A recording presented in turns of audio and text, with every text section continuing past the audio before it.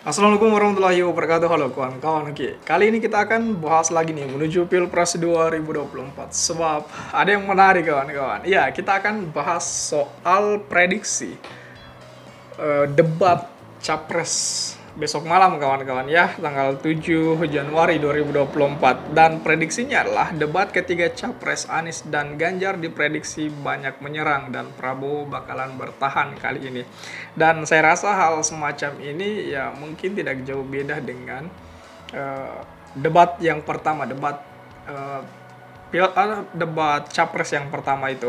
Karena saya rasa ini yang bakalan menjadi pertarungan besar itu. Dan sesuai prediksi mungkin Pak Anies Baswedan akan kembali mengambil alih panggung debat Capres kali ini kawan-kawan. Dan ini yang harus kita bahas lebih jauh lagi kawan-kawan.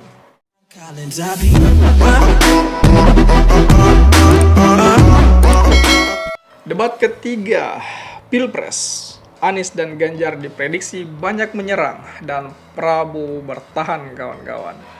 Ya, calon presiden nomor urut 1 Pak Anies Rashid Baswedan dan capres nomor urut 3 Ganjar Pranowo diprediksi bakal banyak menyerang capres nomor urut 2 Prabowo Subianto dalam debat ketiga pemilu presiden minggu besok kawan-kawan. Nah, strategi tersebut sangat mungkin digunakan Anies dan Ganjar untuk mengejar angka elektabilitas yang masih kalah dari pasangan Prabowo Gibran Raka Buming Raka. Agar bisa menciptakan poin politik, besar kemungkinan Anies dan Ganjar akan kembali menggunakan strategi komunikasi menyerang atau ofensif, sedangkan Pak Prabowo akan cenderung defensif atau bertahan, kata Direktur Eksekutif Institute for Democracy and Strategic Affairs Indo Strategik Ahmad Horir Umam kepada kompas.com kawan-kawan. Ini Pak Ahmad ini mengatakan hal demikian tadi itu. Nah, debat ketiga yang dikhususkan untuk Capres ini mengangkat tema pertahanan, keamanan, geopolitik, dan hubungan internasional. Ya, ini menarik sekali. Semoga ada Capres yang bahas tentang Rohingya, kemudian bahas tentang ini kan masalah keamanan tuh, termasuk keamanan laut.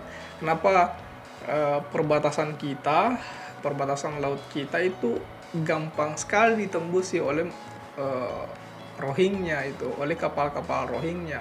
Apakah di situ tidak ada pengaman misalnya, tidak ada keamanan khusus yang menjaga laut di wilayah itu sehingga begitu leluasa kapal-kapal Rohingya masuk. Ini yang menjadi pertanyaan untuk wilayah keamanan, dan saya rasa wilayah keamanan Pak Prabowo sebagai Menteri Pertahanan ya harus menyiapkan jawaban dari pertanyaan itu.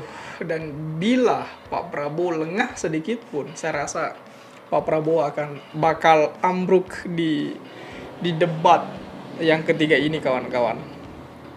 Ini masalah keamanan ini nggak main-main loh. Kemudian dengan tema tersebut, Umam memprediksi Pak Anies dan Pak Ganjar akan melancarkan serangan dengan menyinggung problem pertahanan dan keamanan yang berkaitan langsung ke Pak Prabowo sebagai Capres maupun Menteri Pertahanan kawan-kawan. Misalnya, masalah netralitas dan independensi TNI Polri yang belakangan dipertanyakan, akuntabilitas anggaran pertahanan hingga transparansi pengadaan alat utama sistem persenjataan itu. Namun, Umam yakin kubu Prabowo telah menyiapkan siasat untuk bertahan. Langkah Pak Prabowo menunda pembelian 12 jet tempur Dassault Mirage 2005 itu bekas dari Qatar baru-baru ini misalnya diyakini sebagai salah satu strategi. Jadi Pak Prabowo menunda untuk pembelian tersebut. Nah, sementara terkait polemik anggaran pertahanan yang membengkak, Pak Prabowo diprediksi akan menggunakan doktrin militer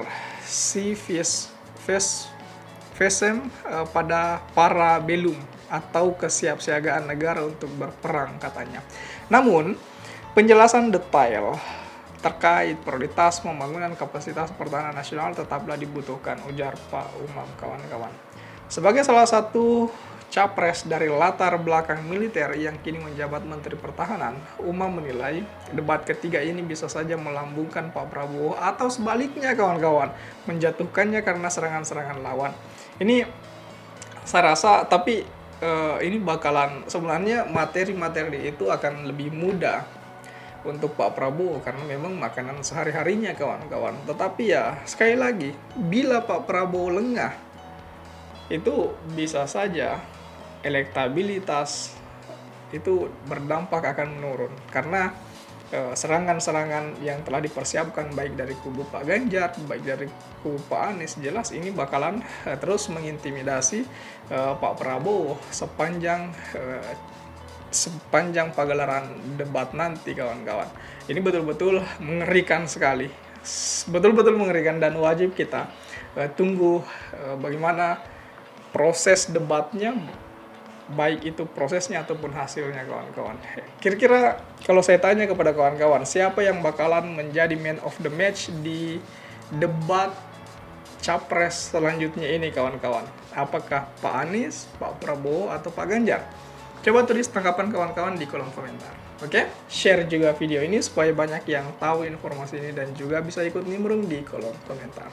Oke kawan-kawan, jadi saya pikir itu saja dulu. Terima kasih telah tiba di sini. Jangan lupa subscribe agar tidak ketinggalan pada video selanjutnya. Sekali lagi terima kasih dan wassalamualaikum warahmatullahi wabarakatuh.